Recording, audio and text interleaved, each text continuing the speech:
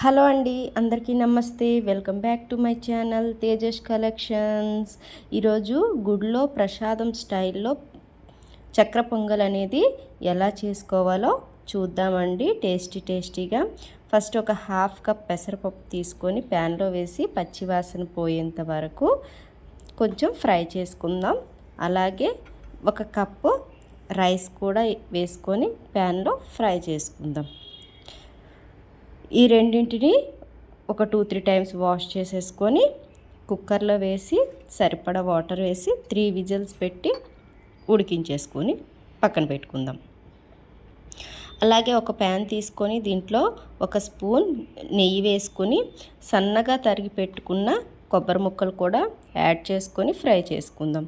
ఇవి కొంచెం golden colour వచ్చేంత వరకు కూడా ఫ్రై చేసుకోవాలి.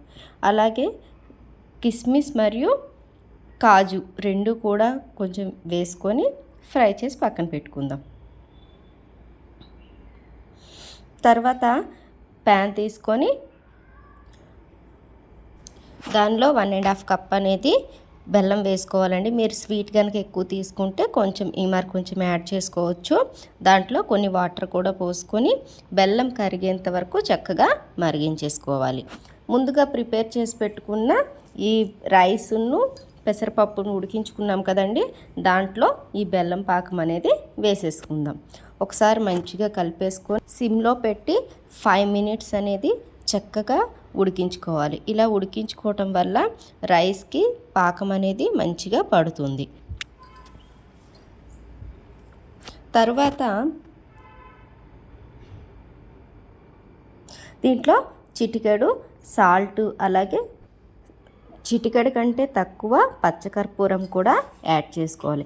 ఇది యాడ్ చేసుకోవటం వల్ల గుడిలో ప్రసాదంలా టేస్టీగా అనిపిస్తుంది.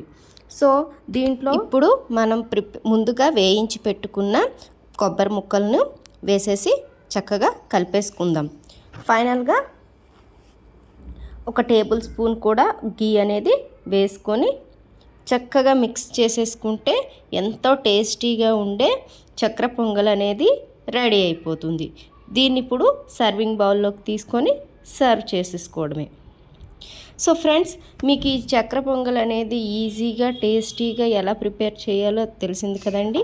మీకు ఈ వీడియో కనుక నచ్చినట్లయితే లైక్ చేయండి, షేర్ చేయండి, కమెంట్ చేయండి, ఛానల్ను సబ్స్క్రైబ్ చేసుకోండి. Thank you for watching.